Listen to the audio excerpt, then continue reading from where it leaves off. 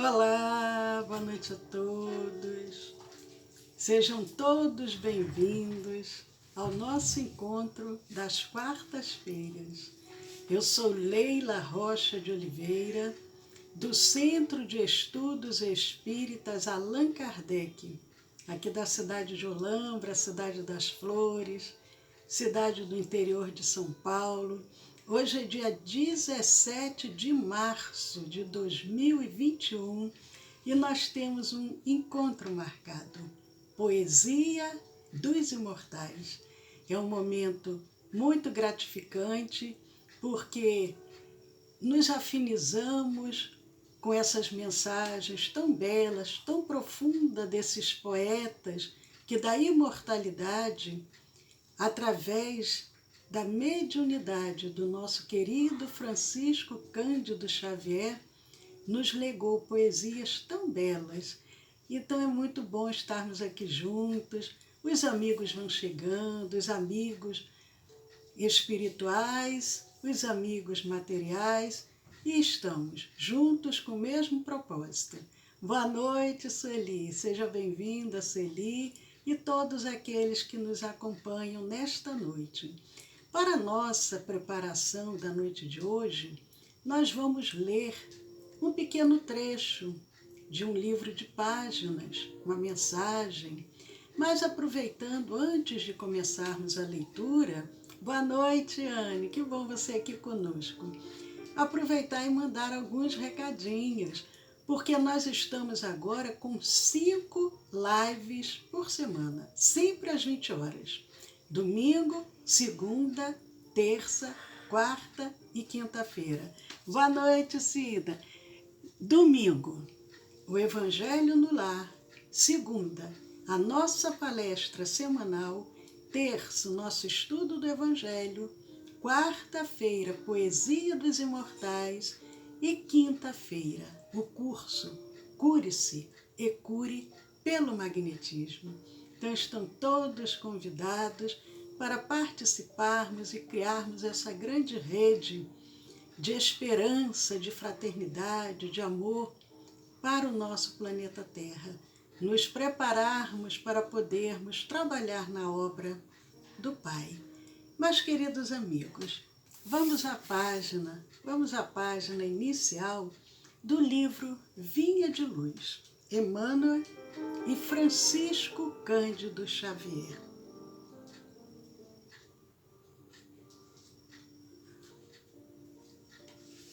Eu abri na mensagem número 20, Porta Estreita. É uma passagem que o evangelista Lucas nos traz no capítulo 13, versículos 24. Porfiai por entrar pela porta estreita, porque eu vos digo que muitos procurarão entrar e não poderão. Jesus. A mensagem de Jesus, através de Lucas, nós vamos repetir. Porfiai por entrar pela porta estreita, porque eu vos digo que muitos procurarão entrar e não poderão. Jesus. Queridos amigos, Emmanuel dá o título da mensagem 20 do livro Vinha de Luz, Porta Estreita, e comenta: antes da reencarnação, necessário ao progresso, a alma estima, na porta estreita, a sua oportunidade gloriosa nos círculos carnais. Reconhece a necessidade do sofrimento purificador. Anseia pelo sacrifício que redime. Exalta o obstáculo que ensina. Compreende a dificuldade que enriquece a mente e não pede outra coisa que não seja a lição. Nem espera senão a luz do entendimento, que a elevará nos caminhos infinitos da vida. Obtém o vaso frágil de carne em que se mergulha para o serviço de retificação e aperfeiçoamento, reconquistando, porém, a oportunidade da existência terrestre, volta a procurar as portas largas por onde transitam as multidões. Queridos amigos, que possamos refletir na mensagem do Cristo e na mensagem de Emmanuel e agradecermos, Senhor, a oportunidade de estarmos aqui novamente reencarnados, mas que saibamos ter o equilíbrio necessário para não buscarmos as portas largas, mas sabendo que a porta estreita é a que nos conduzirá ao nosso aperfeiçoamento moral e espiritual, e convidando cada amigo espiritual que, em nome do Cristo, estão sempre a postos, nós vamos dando início e pedindo, Senhor, sê conosco, agora e sempre.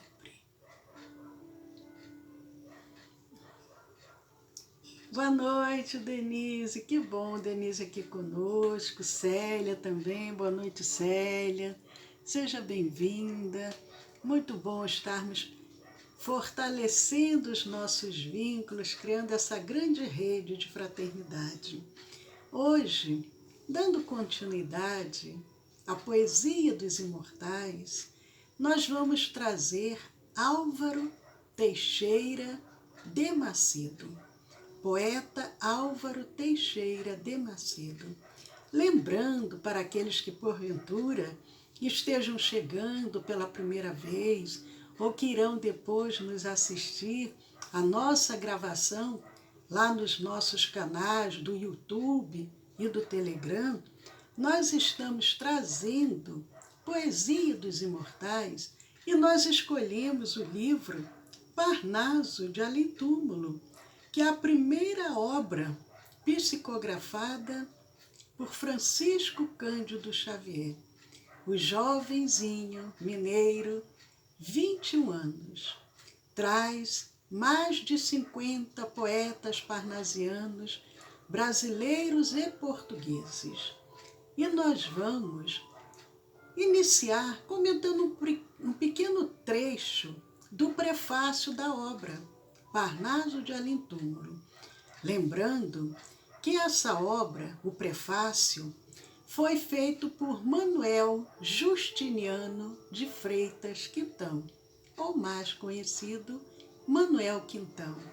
Manuel Quintão, que nasceu em Valença, no Rio de Janeiro, em 26 de maio de 1874 e desencarnou no Rio de Janeiro em 16 de dezembro de 1955, foi um jornalista, escritor, médium espírita, um trabalhador muito atuante.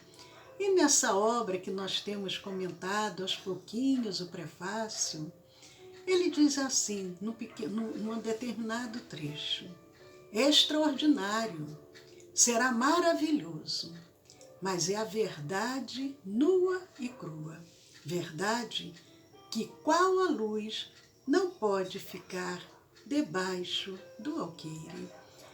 Foi por assim pensarmos que conseguimos vencer a relutância do médium em sua natural modéstia para lançar ao público em geral e aos confrades em particular esta obra mediúnica, que certo estamos ficará como baliza fulgurante na história a tracejar do Espiritismo em nossa pátria. Manuel Quintão diz que foi difícil. Imagine aquele jovem, 21 anos, uma obra com quase 600 páginas. Ele preocupado de trazer a lume aquela publicação, mas Manuel Quintão diz que foi difícil, mas não seria justo que toda aquela luz, que era aquelas poesias que ali se encontravam, ficassem escondidas debaixo do alqueire, como Jesus fala, determinada feita, que não podemos esconder a luz debaixo do alqueire, e sim no velador. Então, Manuel Quintão consegue convencer o jovem Chico e nós fomos agraciados com essa obra memorável, Parnaso de Além Túmulo. Mas nós vamos trazer hoje Álvaro Teixeira de Macedo. Quem foi o Álvaro de Macedo, Teixeira de Macedo? Ele nasceu no Recife, estado de Pernambuco, em 13 de janeiro de 1807. Ele nasceu quase no iniciozinho do século XIX, nasceu um pouquinho depois do nosso venerável Allan Kardec. Allan Kardec nasceu em Paris, ou melhor, na França, nasceu na França em 1804, e o Álvaro Teixeira de Macedo nasce em 1807 em Recife. E ele desencarna, vocês vão até estranhar, porque ele desencarna longe do Brasil, em 7 de dezembro de 1849, na Bélgica. O que ele estava fazendo na Bélgica? Ele era encarregado dos negócios do governo imperial do Brasil. E ele desencarnou jovem ainda. Ele viveu somente 42 anos, mas 42 anos de produção, de trabalho. E enquanto aqui encarnado, ele publicou em livro um poema chamado, um poema heróico burlesco, e o nome do poema era A Festa de Baldo. A Festa de Baldo era o nome desse poema. E depois que ele desencarna, através do nosso venerável Francisco Cândido Xavier, ele traz o poema que se chama Depois da Festa. Quando ele estava encarnado, o título do poema era A Festa de Baldo. Depois do desencarne, depois da festa. E ele começa assim: não te entregues na terra a vil mentira, desfaze a teia da filáusia humana, que a morte em breve humilha e desengana, a demência da carne que delira. O gozo desfalece a própria gana, toda vaidade ao báratro se atira, sob a ilusão mendaz, chameja a pira da verdade celeste, soberana. Finda a festa de Baldo, riso infando, a alma transpõe o túmulo chorando, qual folha solta ao furacão violento. E quem da luz não fez templo e guarida, desce gemendo, de alma consumida, ao turbilhão de cinza e esquecimento. Queridos amigos, vamos procurar compreender um pouco melhor algumas palavras que o poeta traz nessa poesia. Depois da festa, não te entregues na terra a vil mentira. O que é vil? Tem pouco valor, não presta. Ele diz, não se entregues na terra a vil mentira, a uma mentira que não presta, que não vai contribuir. Desfaze a teia da filáusia humana. que seria Filáusia? Na filosofia, segundo Aristóteles, um dos grandes filósofos da antiguidade, que viveu cerca de 300 anos antes de Cristo, ele fala com relação à Filáusia que seria uma virtude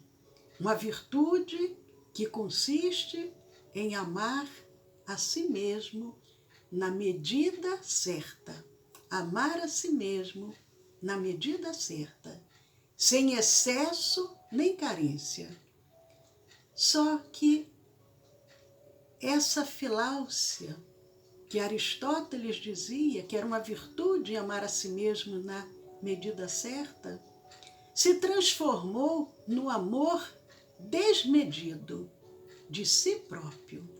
E o poeta diz: desfaze a teia da Filáusia humana, o amor desmedido de si próprio, que a morte em breve humilha e desengana, a demência da carne que delira.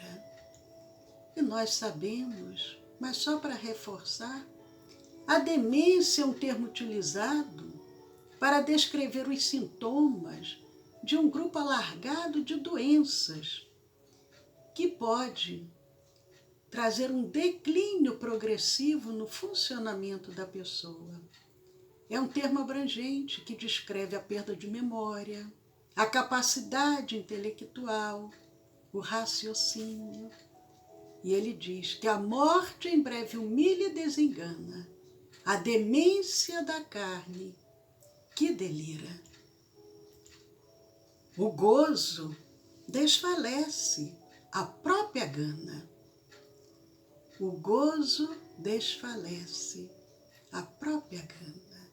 O que é o gozo? É o prazer, é a satisfação, é desfalecer, é perder momentaneamente as forças, a disposição, é enfraquecer. E a gana seria o quê? A gana é um desejo agudo, é um impulso, é um ímpeto. Mas ele continua dizendo: o gozo desfalece a própria gana, toda vaidade ao báratro se atira. O que seria o báratro? Toda vaidade ao báratro se atira. Báratro, abismo. E no sentido figurado, báratro seria o inferno. Sob a ilusão mendaz, chameja a pira. Sob a ilusão mendaz, chameja a pira. Mendaz quer dizer falso, hipócrita, pode ser também revelando uma traição, deslealdade, traiçoeiro. E a pira é aquele vaso ardente, é um fogo simbólico. Um fogo simbólico. Fim da festa, de baldo riso infando. Fim da festa, de baldo riso infando. Baldo desprovido, carente. Infando também tem o mesmo significado de nefando. Nefando, de má índole, malvado, perverso, abominável, execrável. E que dá luz, ou melhor, e quem dá luz não fez templo e guarida, que não fez guarida, que não, no sentido figurado, que não se cercou de proteção, de amparo, de acolhimento, de abrigo. E quem da luz não fez templo e guarida, desce gemendo, de alma consumida, ao turbilhão de cinza e esquecimento. Ao turbilhão, a essa massa gasosa, a esse movimento rápido, E nós vamos agora procurar refletir um pouco sobre a poesia e a mensagem, fazendo uma ponte entre o Evangelho e a luz do Espiritismo, a luz da doutrina espírita. Mas antes nós vamos aproveitar para mandar um abraço também, boa noite para a Gilda, boa noite para a Edna, a Eudócia, aqui conosco, a Denise, já falei, que bom que vocês estão junto conosco, Eudócia.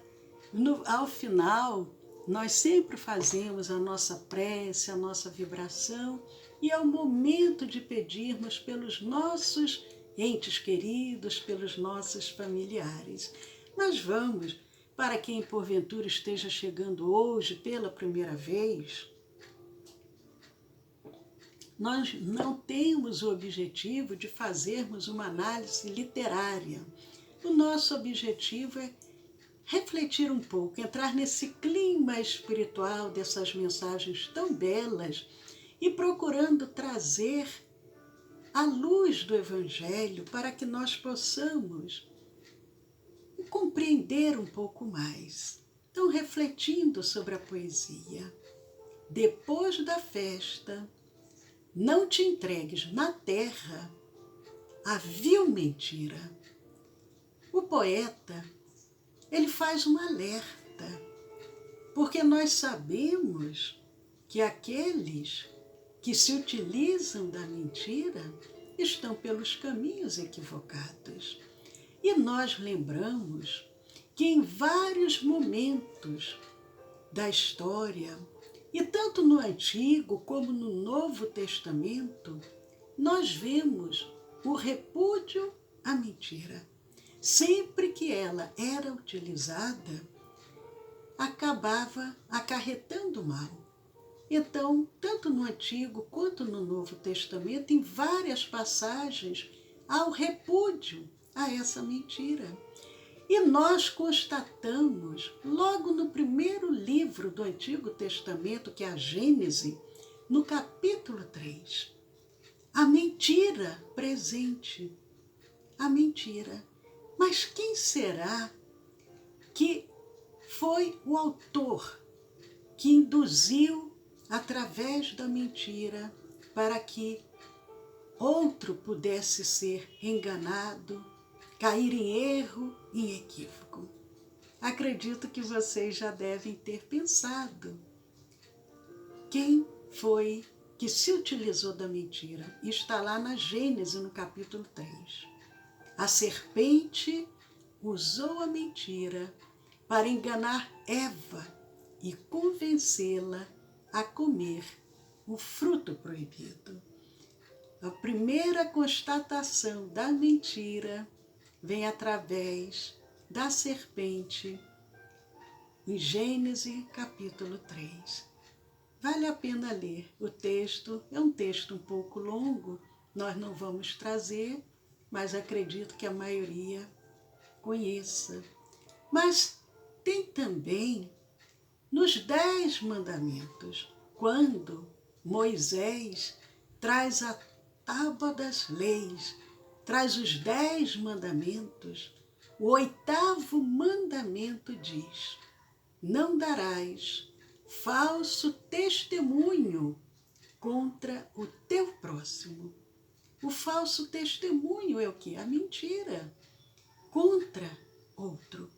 Então já era previsto nos 10 mandamentos não utilizarmos a mentira. A mentira é algo que destrói os relacionamentos e muitas às vezes, até de uma forma preconceituosa, dizem assim: ah, mas é uma mentirinha branca, como se a mentira tivesse cor. Mas a mentira sempre é prejudicial. E Jesus, ele se manifesta também com relação a isso de uma forma dura, assim, de uma forma bem rigorosa. E o evangelista João, ele retrata esse momento dessa passagem se encontra no Evangelho de João, no capítulo 8, versículos 44 e 45. Jesus aqui ele foi rigoroso. Ele disse assim: vós tendes por pai ao diabo e quereis satisfazer os desejos de vosso pai. Ele quem? O diabo, de Jesus. Ele foi homicida desde o princípio e não se firmou na verdade, porque não há verdade nele. Quando ele profere mentira, fala do que lhe é próprio, porque é mentiroso e pai da mentira. E aí Jesus complementa. Olha que coisa forte que Jesus diz. Mas porque vos digo a verdade, não me credes. E nós não somos assim? Quantos de nós buscamos como nós lemos na mensagem inicial? Ao invés de buscarmos a porta estreita, buscamos a porta larga. Aquele que era a verdade, o caminho, a verdade e a vida, que era Jesus, nós até hoje ainda não conseguimos compreender. E ele, de uma forma simbólica, diz que o diabo era o pai da mentira. Na Revista Espírita, de outubro de 1861, o espírito Erasto, ele traz um texto dizendo o seguinte. O texto é um texto longo. Nós selecionamos um pequenino pedaço, mas convido a todos que desejarem a Revista Espírita, outubro de 1861, o espírito Erasto, quando ele diz assim: melhor repelir 10 verdades do que admitir uma só mentira. Melhor repelir 10 verdades do que admitir uma só mentira. E São Luís, um dos espíritos que contribuíram de forma muito presente na codificação espírita, tem uma mensagem de São Luís, datada de Paris, de 1860, e se encontra em O Evangelho segundo o Espiritismo, no capítulo 10, Bem-aventurados os que são misericordiosos. E no item 21, São Luís diz o seguinte, também é um texto bem interessante, e nós não trouxemos, mas equivalente tem também no Evangelho, no Novo Testamento. Mas São Luís ele diz assim: segundo as circunstâncias, desmascarar a mentira pode constituir um dever. Não é nem um direito, é um dever. Mas quem desejar ler a mensagem completa é o capítulo 10 de O Evangelho, item 21. Segundo as circunstâncias, desmascarar a mentira pode constituir um dever. E quantos, às vezes, se utilizam da mentira para prejudicar, e o outro, mesmo sabendo que é uma mentira, acaba sendo omisso. Mas São Luís diz, é um dever, dependendo das circunstâncias. Mas o nosso poeta continua. Ele diz assim: desfaze a teia da filáusia humana, que a morte em breve humilha e desengana, a demência da carne que delira. Desfaze a teia da filáusia humana. Como nós dissemos, Ao contrário de Aristóteles, que dizia que devia ser um amor equilibrado, nós tornamos um amor desmedido de si próprio. E é importante, sim, é importante o auto-amor. Precisamos nos amar. Jesus, inclusive, nos ensinou. Mas não o egolatrismo que leva ao egocentrismo. Jesus nos ensina, está lá no Evangelho de Mateus, no capítulo 22, versículos 39, quando Jesus, respondendo aos fariseus, que os fariseus, eles estavam sempre ali querendo criar situações constrangedoras para Jesus. E Jesus, nesse momento que Mateus, depois o evangelista, transcreve, ele respondendo aos fariseus, ele os ensina. Ou melhor, Jesus ensina: amarás o teu próximo como a ti mesmo. O amor ao próximo, o amor a nós próprios, mas não o amor que nós pensamos que o mundo gira e deve girar à nossa volta. É isso que o poeta diz. Esse cuidado que devemos ter. Desfaze a teia da filáusia humana, que a morte em breve humilha e desengana.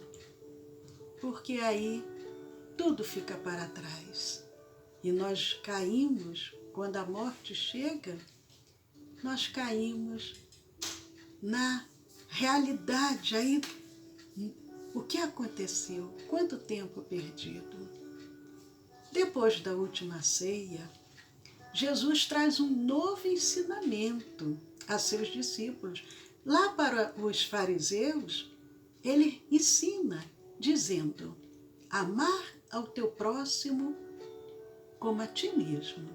Mas depois da última ceia, naquela última noite, quando ele estava reunido com seus discípulos, ele traz um novo ensinamento, que é uma provocação a mais difícil ainda. Se já é difícil amar o próximo como a nós mesmos, e o evangelista João, o discípulo amado, no capítulo 13, versículos 34 e 35, ele nos revela o que Jesus ensinou aos seus discípulos depois daquela última ceia. Um novo mandamento vos dou, que vos ameis uns aos outros. E aí vai o desafio. Como eu amei a vós. Como eu vos amei a vós. Nisto todos conhecerão que sois meus discípulos. Aí é um passo a mais. Amar da mesma forma que Jesus nos ama. Um novo mandamento vos dou, que vos ameis uns aos outros, como eu vos amei a vós. Nisto todos conhecerão que sois meus discípulos. João capítulo 13. É linda essa passagem, é lindo esse ensinamento, mas é um grande desafio para nós. Porque para amarmos, nós precisamos destruir. O que é que nós precisamos destruir? Pensem, para que nós possamos amar dessa forma, como Jesus nos ensina, precisamos destruir o egoísmo. Allan Kardec, sabendo disso, questiona os espíritos, orientadores da codificação. Na questão 917 de O Livro dos Espíritos, Kardec pergunta: qual o meio de destruir-se o egoísmo? Qual o meio de destruir-se o egoísmo? E os benfeitores dão uma resposta longa, mas eu vou refletir somente numa parte. Eles dizem assim: de todas as imperfeições humanas, o egoísmo é a mais difícil de desenraizar-se. De todas as imperfeições, o mais difícil de nós nos libertarmos é o egoísmo. Questão 917 de O Livro dos Espíritos. E quem desejar também aproveite e leia a resposta na íntegra. E voltando ao nosso poeta, o gozo desfalece a própria gana. O prazer enfraquece o próprio interesse por algo. Paulo, escrevendo aos Romanos, no capítulo 7, versículos 21 a 25, nós podemos perceber o conflito de Paulo. Quando ele escreve aos Romanos, Paulo, que era aquele doutor da lei e que havia deixado tudo para trás para seguir a mensagem do Cristo, mas ele era humano e, como humano, ele também percebia que tinha momentos que ele tinha sua fraqueza.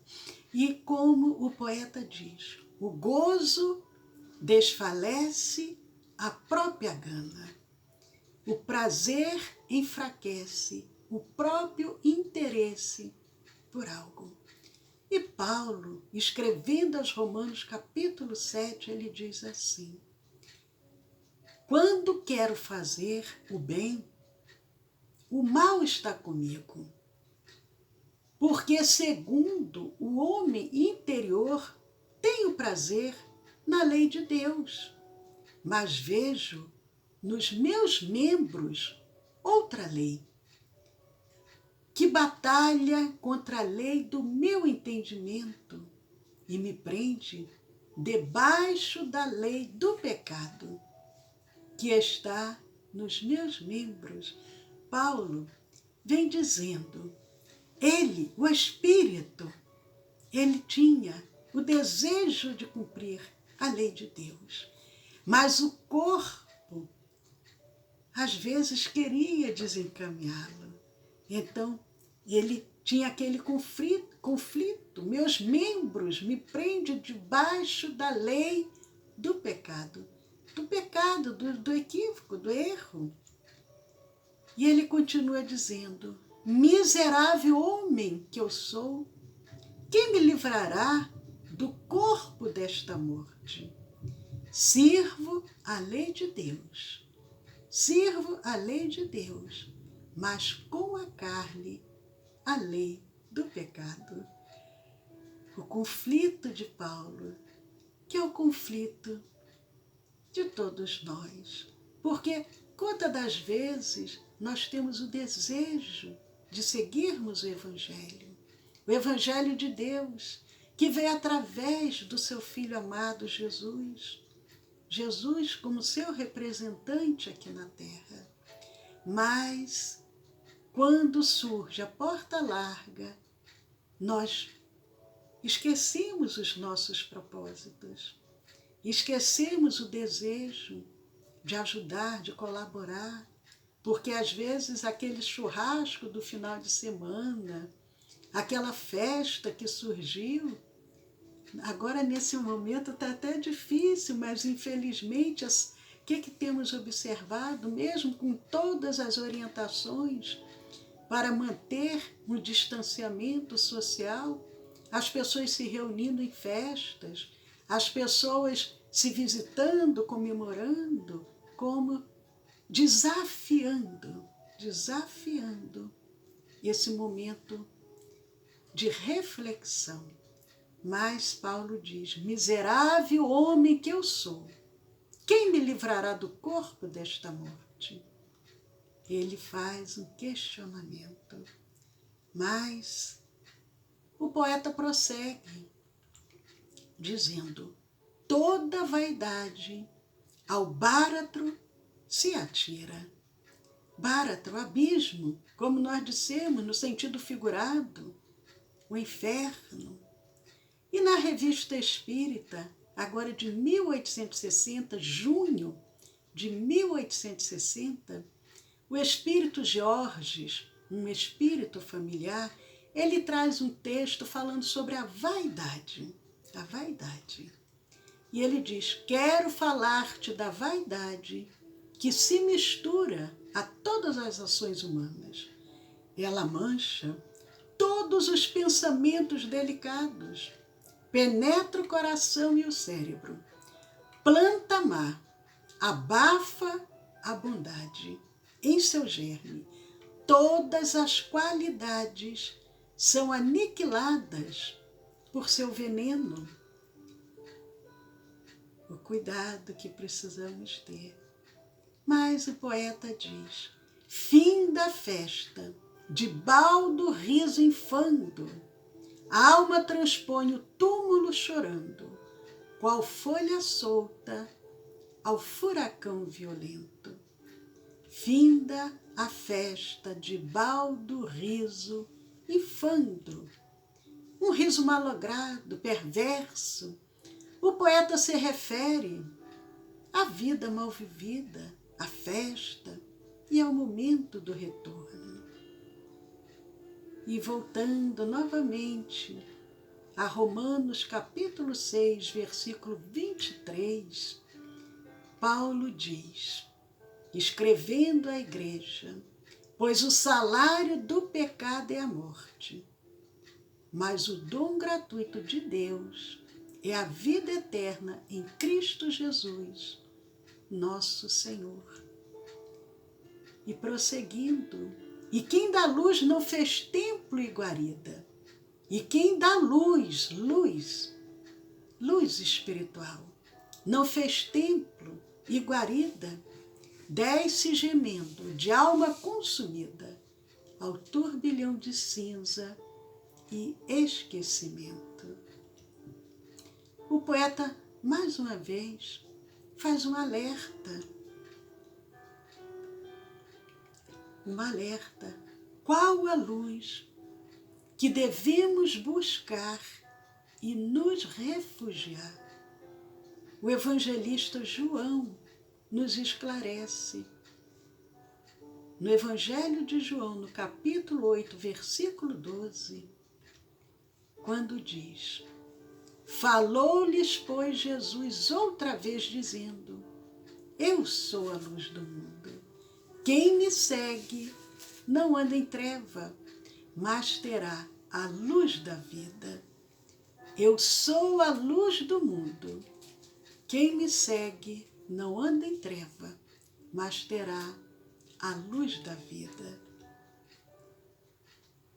No livro Caminho, Verdade e Vida, no capítulo 180, Emmanuel e Chico Xavier, ele nos orienta e, ao mesmo tempo, nessa mensagem, nos oferece um caminho. Quando ele diz: a angústia de nosso plano procede da sombra. A escuridão invade os caminhos, em todas as direções, como trevas que nascem da ignorância, da maldade, da insensatez, envolvendo povos, instituições e pessoas. Em meio da grande noite, é necessário acender a nossa luz. É indispensável organizar o santuário interior e iluminá-lo, a fim de que as trevas não nos dominem. Vale-te, pois, dos luzeiros do caminho. Aplica o pavio da boa vontade ao óleo do serviço e da humildade e acende o teu archote para a longa jornada evolutiva. Nossa necessidade básica, portanto, é de luz própria. Emmanuel encerra dizendo: nossa necessidade básica, portanto, é de luz própria, de esclarecimento íntimo, de autoeducação, de conversão substancial do eu ao reino de Deus. Caminho, verdade e vida. Capítulo 180. A nossa necessidade é de luz própria, esclarecimento íntimo, autoeducação, conversão do eu ao reino de Deus. Queridos amigos, ao encerrarmos, fazemos um convite para todos os amigos. Brilhe a vossa luz diante dos homens. Jesus, em Mateus, no capítulo 5, versículos 16, ele nos convida, Jesus nos convidando, brilhe a vossa luz diante dos homens. Agradecendo ao poeta pernambucano Álvaro Teixeira de Macedo, que nasceu no Recife em 1807 e desencarnou na Bélgica em 1849, e com muita gratidão também ao nosso querido Francisco Cândido Xavier, nós só podemos desejar muita paz para todos. E convidamos a todos para, na próxima semana,